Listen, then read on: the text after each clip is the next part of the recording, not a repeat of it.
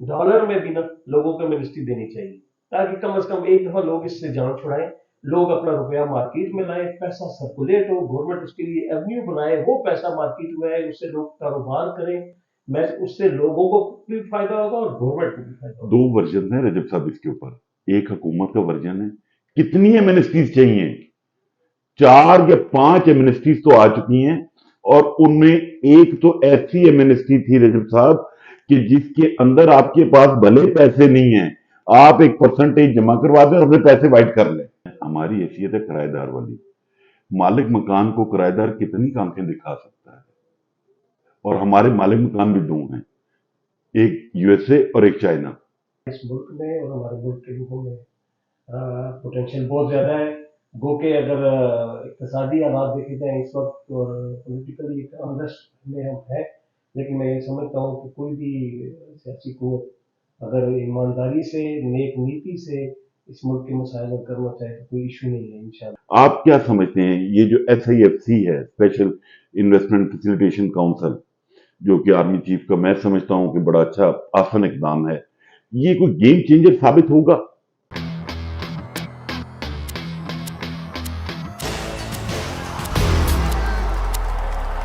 बिस्मिल्लाहिर्रहमानिर्रहीम।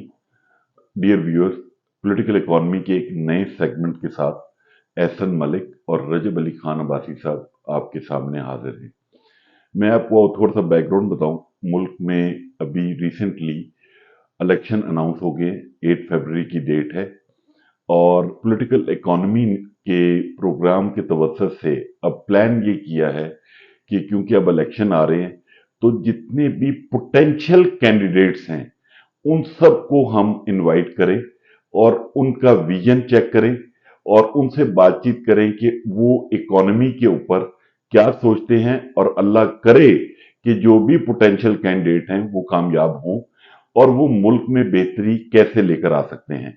रजब अली खान साहब बहुत अच्छे दोस्त हैं, भाई हैं, और पिछले कोई 30 साल से रियल एस्टेट का बिजनेस कर रहे हैं और अब तक 2 दफा इलेक्शन कंटेस्ट कर चुके हैं और इंशाल्लाह ताला इस दफा भी वो इलेक्शन कंटेस्ट करेंगे।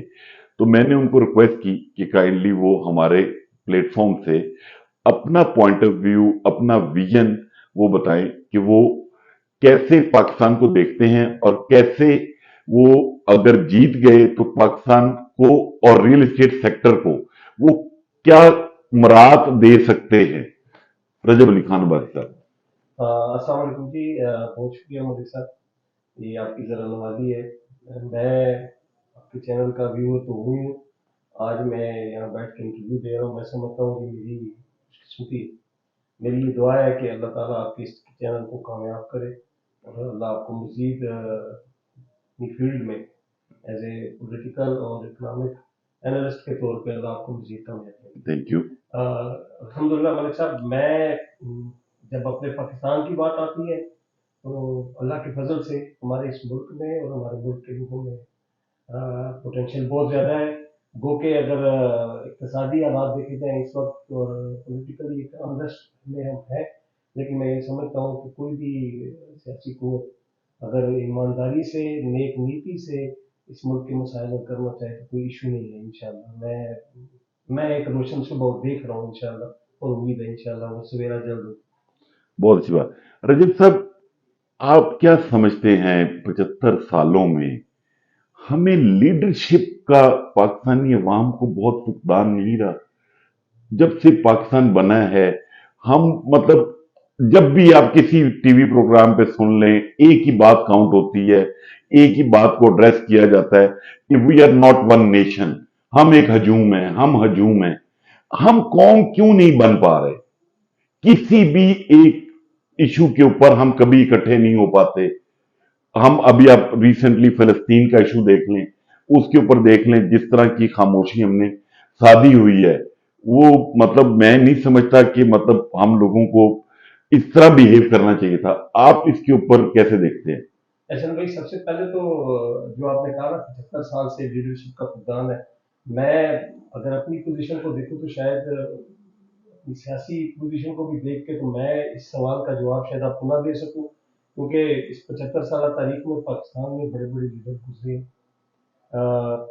जो मैं एक समझता हूँ, एक अदना सा एक आदमी होने के नाते, आम पाकिस्तानी होने के नाते मैं ये समझता हूँ कि हमारी बदकिस्मती शायद ये रही कि अ, जो हमें विजनरी लीडर थे या जो कौम को ऊपर उठाना चाहते थे, या हमने उनकी कदर नहीं की। हमने उनकी कदर नहीं की। बिल्कुल हमने ठीक। उनकी कदर नहीं की। दूसरी चीज जो आपने मुझसे पूछी ना कि हम एज एक नेशन इकट्ठे क्यों नहीं हो सके, इसमें भी मेरे दिल में दो बातें हैं।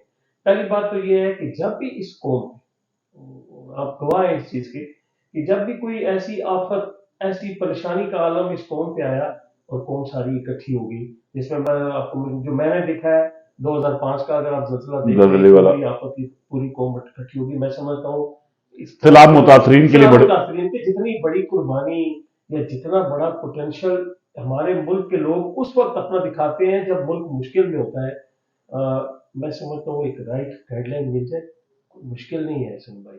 ये इस कौम में बिल्कुल पोटेंशियल है। बाकी एक चीज वो मैं अक्सर मेरे जहन में ये आती है कि जब हम अपने निज़ाम तालीम की तरफ जाते हैं ना, तो जो खला रह जाता है वो ये था कि रवायती तालीम तो हमें दी जाती रही, लेकिन मैं समझता हूँ शायद जो आपके व्यूवर्स हैं कुछ लोग इख्तलाफ भी करें, हमें रवायती तालीम तो मिलती रही लेकिन फिक्री और अखलाकी तालीम से हम दूर रहे। तो मैं हम ये ये समझता उम्मीद हूँ। करें कि अगर अल्लाह करे आप कामयाब होंगे। तो आपका इलाका कौन सा है?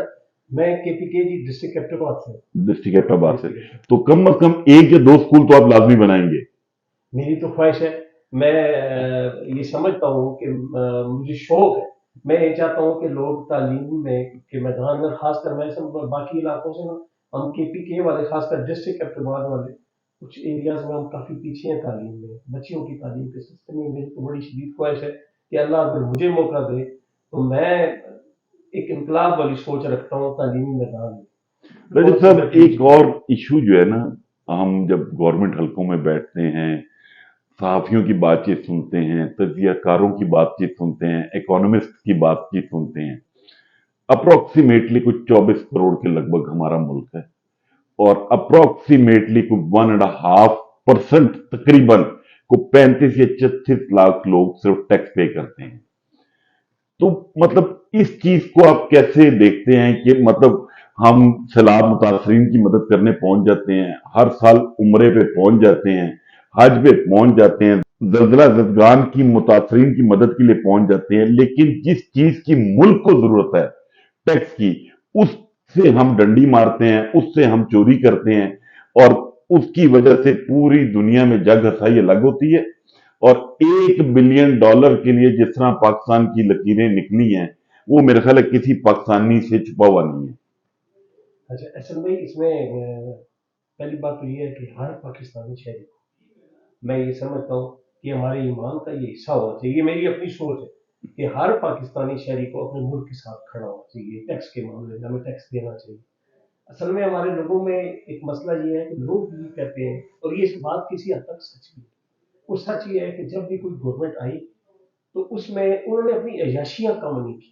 होता तो ये था कि फ्रंट से हमारा लीडर जो है कोई भी, वो फ्रंट से लीड करता, वो अपनी उन अय्याशियों को और वो पैसे जो रोजमर्रा हम आप देखते हैं हमारे सामने बेशुमार मसाले मौजूद हैं ये जो तो रजत साहब मेरे वाले पहले से सवाल पे आ गए कि हमें लीडर नहीं मिला। नहीं नहीं, मैं अभी बात कर रहा हूँ जो टैक्स वाली बात कर रहा हूँ। तो वो जो अय्याशियां होती है, लोग उसको आम फैम में ये कहते हैं कि जी हम टैक्स देते हैं हमारे पैसों से, आपके सामने यहाँ 100 100 200 को जहाजों में भर के उम्रे नहीं फ्री कराए जाते, हज नहीं फ्री कराए जाते। उस वक्त वो जो टैक्स पेयर होता है ना, उसका दिल दुखता है। वो कहता है यार मेरे पैसों से अगर इन्होंने ये काम करने हैं, वहां जाके वो मुतनफर हो जाते हैं। अच्छा दूसरी चीज ये है कि कुछ लोग हमें बदकिस्मती से, मैंने आपसे कहा कि हमारी तरबियत ऐसी हुई है, हमें देने की आदत कम है।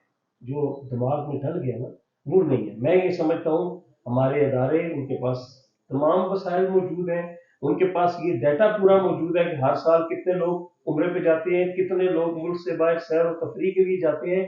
हर साल अगर आप गाड़ियों की सेल्स देखें तो हजारों की तादाद में है। मैं जिस शोबे से वाबस्ता हूँ इसका एक एक बंदे का डाटा मौजूद है गवर्नमेंट के पास। मैं समझता हूँ कुछ इदारों पे भी ये चीजें हैं कि वो इसको रिकवरी में अगर वो जाएं या लोगों को शामिल करना चाहें तो वो कर सकते हैं। आखिरी बात आपके इस अवसर पे कहूंगा میں جو ہمارے اداروں کے خاص کر جو اس ٹیکس والے ادارے کے لوگ ہیں ان سے یہ التماس کروں گا آپ کے پروگرام کہ لوگوں کا خوف ختم کریں. لوگ ذہنی طور پہ ایسے مطمئن ہو کے جائیں ٹیکس کے آفس میں کہ اگر وہ لوگوں کے ذہن میں یہ ہے کہ پتہ نہیں ہم جائیں گے ٹیکس دینے جائیں گے ہمارے ساتھ ہوگا کیا. جس دن لوگوں کا خوف ختم ہو گیا میں سمجھتا ہوں یہ قوم اگر 2005 کے زلزلے میں یا سیلاب زدگان کی مدد کے لیے سب کچھ کر سکتی ہے تو یہ اپنے ملک کے لیے جان بھی دے سکتی ہے. رجب صاحب ماشاءاللہ میں بھی اسی ملک کا حصہ ہوں، آپ بھی ہیں. ابھی آپ نے ڈالرائزیشن جو ملک میں ہوئی، جو شوگر اور فلار کی جو کارٹلائزیشن ہوتی ہے، ماشاءاللہ ہم سب پاکستانی ہیں. مطلب ہمیں جہاں پہ لالچ نظر آ جائے وہاں پہ پاکستانیت یا ملک کو ہم پسے پشت ڈال دیتے ہیں. اس سوچ کو بدلنے کے لیے آپ نے جس ادارے کی طرف آپ بات کر رہے ہیں، کھل کے کہیں کوئی ایشو نہیں ہے. ایف بی آر کی اگر آپ بات کر رہے ہیں، ہم ہر فورم پہ کہتے ہیں کہ ان کی نالائکیاں بھی ہیں اور ان کی ملی بھگت بھی ہے کہ لوگ ٹیکس پورا پے نہیں کرتے، کیونکہ انہی کے لوگ میجورٹی ٹیکس ریٹرن فائل کرواتے ہیں اور ایکچوئل ٹیکس لینے کے بجائے انہیں کہا جاتا ہے کہ آپ اتنا پے کر دیں، اتنے آپ ہمیں دے دیں.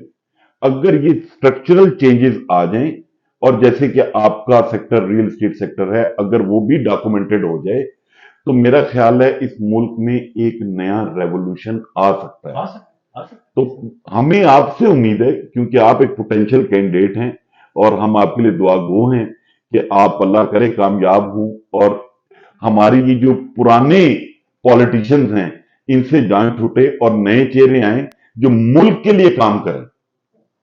دعا کریں آپ. اور میں پھر بھی آپ کی بات جو ہے دوبارہ میں نئے سرے سے شروع کروں گا. پہلی بات ہے احسن بھائی بیسک مسلمان ہمارا ایمان ہے مایوسی گناہ ہے اور نہیں، مایوس تو نہیں ہم بالکل بھی. اگر ہم مایوس نہیں ہیں تو انشاءاللہ بہت پوٹینشیل ہے اس میں. یہ جو آپ نے بات کی تھی نا ڈالرائزیشن والی، اصل میں احسن بھائی شروع سے ہی نا ہم اس ملک میں نا اگر اکانومی ہماری دیکھیں تو وہ ٹوٹل کنزیومر بیسڈ اکانومی. میں یہ سمجھتا ہوں کہ کوئی بھی لیڈر یا کسی بھی ایرا میں اگر قوم کو لگا دیا جاتا نا انڈسٹری پہ پروڈکشن والے کام میں تو یہ جو چھوٹے چھوٹے لوگوں نے اپنی کمائی کے ذریعے بنائے ہوئے ہیں شاید یہ ختم ہو جائے.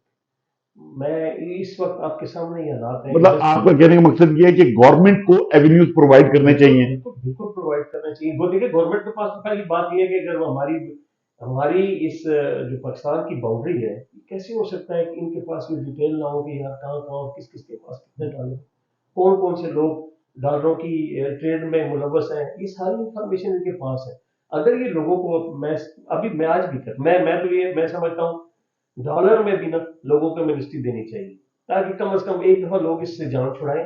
لوگ اپنا روپیہ مارکیٹ میں لائیں، پیسہ سرکولیٹ ہو، گورنمنٹ اس کے لیے ایونیو بنائے، وہ پیسہ مارکیٹ میں آئے، اس سے لوگ کاروبار کریں. میں اس سے لوگوں کو بھی فائدہ ہوگا اور گورنمنٹ کو بھی فائدہ ہوگا. 2 ورژن ہیں رجب صاحب اس کے اوپر. ایک حکومت کا ورژن ہے کتنی ایمنسٹیز چاہیے، 4 یا 5 ایمنسٹیز تو آ چکی ہیں اور ان میں ایک تو ایسی ایمنسٹی تھی رجب صاحب کہ جس کے اندر آپ کے پاس بھلے پیسے نہیں ہیں، آپ ایک پرسنٹیج جمع کروا دیں اور اپنے پیسے وائٹ کر لیں اور آپ بے شک بعد میں ڈاکہ مار کے وہ پیسے لے آئے. اور اس کے بعد جو آپ کی ابھی ڈیمانڈ ہے، اس وقت آپ سینیریو دیکھیں، ہم آئی ایم ایف کے پروگرام میں ہیں اور اس کے بعد فیٹف کی تلوار اللہ اللہ کر کے پاکستان گرے لسٹ سے باہر نکلا ہے تو ایمنسٹی تو ممکن ہی نہیں ہے. ہمیں ایک سٹیپ آگے آنا ہے اور اس سٹیپ کے لیے میں یہ سمجھتا ہوں کہ اس دفعہ جو الیکشن میں جو بھی لیڈرشپ آگے آتی ہے اس کو اس کے اوپر کام کرنا چاہیے. ایف بی آر میں اسٹرکچرل ریفارمز لے کر آنی چاہیے.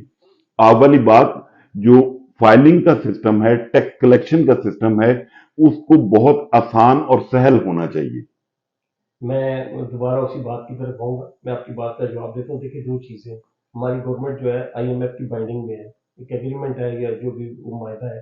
لیکن میں جب اپنے ملک کو دیکھتا ہوں نا 2 چیزیں مجھے بھی اور آپ کو بھی اور باقی سب لوگوں کو پتا ہے کہ ہمارا بہت سارا پیسہ ایسا ہے جو استعمال میں نہیں ہے لیکن وہ مختلف جگہوں پہ مختلف پاکٹس میں پڑا ہوا ہے. میں یہ سمجھتا ہوں کہ وہ پیسہ اگر نکل آئے وہ ہمارے ملک کی اکانومی کے لیے وہ تریاق ثابت ہوگا. وہ پیسہ اس کو نکالنے کا کوئی نہ کوئی تو ہمیں طریقہ کوئی نہ کوئی ایسا میکینزم بنانا ہی ہوگا نا. اپنے لوگ ہیں، اگر اپنے لوگوں کو ہم پی آر کوئی ایسی اپنی اسٹرکچرل چینجز کر لے تاکہ وہ لوگ جنہوں نے اپنا مختلف پاکٹس میں پیسہ رکھا ہوا ہے وہ باہر لے آئیں. وہ پیسہ جب باہر آ گیا $1 بلین کے لیے پوری قوم آپ کے سامنے ہے.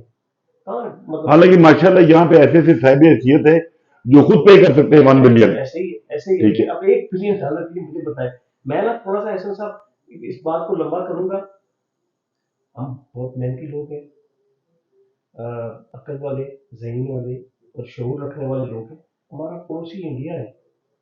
آج دیکھ لیں وہاں پہ اس وقت جو فارن جو زر مبادلہ ہے ڈالرز میں, وہ ان کے پاس تقریباً آلموسٹ, اگر میں فگرز میں آگے پیچھے کر لوں تو 600 ارب روپے کے قریب ہے. 600 بلین ڈالرز ہیں ان کے پاس. آج پاکستان دیکھ لیں, دونوں ملک ایک وقت میں آزاد ہوئے, آج بھی ہم ایک ارب ڈالر کے لیے آگے پیچھے کرتے ہیں. کبھی ایک ملک کے پاس, کبھی دوسرے ملک کے پاس, کبھی کسی ملک سے گارنٹی مانگتے ہیں, کبھی کسی سے مانگتے ہیں. ایسا ہوتا ہے ابھی ہمیں خود کوئی کوشش کرنی چاہیے, اپنے پاؤں پہ کھڑا ہونا چاہیے, اپنے فیصلے خود کرنے چاہیے. اور اتنا جو آپ نے بھی بات کی کہ اس ملک میں ایسے ایسے لوگ بھی ہیں, عام آدمی, ان کے پاس بھی پیسے ہیں. سارے مل کے کریں تو ہمارا ملک انشاءاللہ ان مشکلات سے نکل جائے. صاحب ہم ہیں, ہماری حیثیت ہے کرایہ دار والی. مالک مکان کو کرایہ دار کتنی آنکھیں دکھا سکتا ہے؟ اور ہمارے مالک مکان بھی 2 ہیں, ایک یو ایس اے اور ایک چائنا. احسن بھائی آپ ٹھیک کہہ رہے ہیں, لیکن ہمیں اپنے پاؤں پہ کبھی نہ کبھی تو کھڑا ہونا ہے. تو سر اب ہمیں نہیں تو ہمیں تو لیڈرشپ میں کھڑا کرنا ہے. اب دیکھیں اس چیز کا خمیازہ پوری قوم بھگت رہی ہے. غربت, انفلیشن ابھی دیکھ لیں میرے خیال میں 38 سے 40% پہ پہنچ گئی ہے. ابھی تھوڑی سی کم ہوئی ہے. غریب بالکل ہی مارا جا رہا ہے, اس کو بنیادی ضرورت کی چیزیں نہیں مل رہی. بجلی اس پچھلے جو یہ سیزن گرمیوں والا چل رہا تھا, جو کہ ابھی تقریباً بالکل اختتام پہ ہے, اس میں کہاں سے کہاں پہنچ گئی. اور ابھی گیس جو ہے یہ ہماری ان بندشوں کی وجہ سے ہے. گیس وہ کہہ رہے ہیں کہ جو کنزیومر جو گھریلو گیس ہے وہ بھی 150 سے 200% بڑھائیں گی. ان چیزوں سے میں یہ سمجھتا ہوں اللہ ہمارے ملک کو سلامت رکھے گا انشاءاللہ. میں مایوس نہیں ہوں, لیکن ہمیں ان زنجیروں کو توڑنا پڑے گا. رجب صاحب لاسٹ قوم کو بھی تھوڑا سا عادی بنانا پڑے گا. ویسے تو پہلے اور کتنا کا عادی بنائیں گے آپ ہمیں؟ بہت سختی برتیں, لیکن ایسا بھائی دیکھیں 2 چیزیں ہیں. یہ جو لڑائی ہے نا, ایک کو خالی ہماری گورنمنٹ نہیں لڑے گی, ہمیں بھی ساتھ لڑنا پڑے گا. 2 چیز, جب تک ہم اپنے اخراجات پہ کنٹرول نہیں کریں گے, عام آدمی اپنے تو حکومتیں کریں نا اپنے خرچے. ابھی آپ مجھے چیز بتائیں نا, ابھی ریسنٹلی یہ ٹیرن گورنمنٹ نے اے سیز اور ڈی سیز کو نئی ویگوز, ریووز اور فارچونر نکلوا کے دیے. اس کی ضرورت تھی؟ بالکل بھی ضرورت نہیں تھی. تو مطلب یہ اس کے پیسے کون دے گا؟ میں دوں گا, آپ دیں گے. تو مطلب یہ سوچ کب بدلے گی؟ لاسٹ میں رجب صاحب ایک چیز, آپ کیا سمجھتے ہیں یہ جو ایس آئی ایف سی ہے, اسپیشل انویسٹمنٹ فیسیلیٹیشن کاؤنسل, جو کہ آرمی چیف کا میں سمجھتا ہوں کہ بڑا اچھا آسن اقدام ہے, یہ کوئی گیم چینجر ثابت ہوگا؟ دیکھیں جس طرح یہ بنایا گیا تھا, میرے دل میں بھی تھا کہ شاید اس کے تھرو کچھ چیزیں بہتر ہو جائیں گی, لیکن کل کا مجھے نہیں پتا. اس وقت تک میرے خیال میں ایس آئی ایف سی کے تھرو کو ایسا ہمیں بریک تھرو ابھی تک ملا نہیں ہے, ابھی تک نہیں ملا. کل کا میں کچھ نہیں کہہ سکتا. لیکن آپ ہوپ فل ہیں کہ اس سے کوئی بہتری آ سکتی ہے؟ فورن بیسیکلی فورن ڈائریکٹ انویسٹمنٹ کو ہم اٹریکٹ کر پائیں گے, یا آپ اس میں سمجھتے ہیں کہ لوگوں کی سوچ یہ ہے؟ آپ کے پروگرام کے پروسیس سے ایک بات کروں گا, یہ میں خوشی سے نہیں کہہ رہا کہ اگر فارن ڈائریکٹ انویسٹمنٹ جس شعبے سے میں وابستہ ہوں ریئل اسٹیٹ میں آئی نا, تو میرے خیال میں لوگ زیادہ اٹریکٹ ہوں گے پیسے بھیجنے میں. کیونکہ ابھی تک ہمارے ملک میں جو نئی انڈسٹری لگنے کا, یا پرانے کے بھی حالات آپ کے سامنے ہی ہیں. ہمارا حالات ایسے ہو گئے ہیں, بجلی اتنی مہنگی ہو گئی ہے, گیس اتنی مہنگی ہو گئی ہے, سرکاری اداروں میں اتنے پرابلمز ہیں کہ نئی انڈسٹری لگ نہیں سکتی. تو فارن ڈائریکٹ انویسٹمنٹ میرے حساب میں اگر ریئل اسٹیٹ جو ایز اے انڈسٹری ابھی چل رہی ہے اس میں کی جائے تو میں سمجھتا ہوں اس کا آؤٹ کم بہت اچھا آ سکتا ہے. ہمیں تو دیکھیں $40 ہم تو آلریڈی اپنے پلیٹ فارم سے 10 دفعہ یہ ریکویسٹ کر چکے ہیں تمام لوگوں سے کہ آپ ایس آئی ایف سی میں as a component real estate sector کو ایڈ کریں, اور میرے خیال ٹائم کی شارٹیج بھی ہے. رجب صاحب آخر میں لاسٹ آپ سے ایک بات پوچھنا چاہوں گا کہ آپ یہ کیا سمجھتے ہیں کہ الیکشنز کے بعد یا الیکشن کی اناؤنسمنٹ کے بعد ملک میں بہتری کی طرف ہم نے قدم لیا ہے ایک इस अनाउंसमेंट के बाद? देखिए अभी अनाउंसमेंट अभी हुई है, मेरे ख्याल में 24 घंटे नहीं गुजरे, कोई इलेक्शन का जब मुल्क में माहौल बनेगा लोगों को नहीं, माहौल तो हमने बना दिया। आज बात देखें, आपका पहला इंटरव्यू कर दिया पोटेंशियल कैंडिडेट के तौर पे। ठीक है, ये मैं आपके चैनल का मशहूर हूँ, लेकिन मैं अपने मुल्क पाकिस्तान की बात कर रहा हूँ कि जब मुल्क में इलेक्शन का माहौल बनेगा, मैं ये समझता हूँ मेरी एक नापसंदी रहेगी तमाम पार्टियों को फ्री एंड फेयर इलेक्शन का हक दे देना चाहिए। जो मर्जी इलेक्शन लड़े, जो मर्जी हुकूमत बनाए, आवाम की मर्जी से जब भी हुकूमत बनेगी, ऐसा भाई मैं समझता हूँ उसी दिन हमारे मुल्क में बदलाव आ जाएगा। थैंक यू वेरी मच रजब साहब, आपका बहुत बहुत शुक्रिया। हम दुआ गो हैं कि आप कामयाब हों और उस वक्त फिर आप हमें याद रखिएगा। Thank you very much.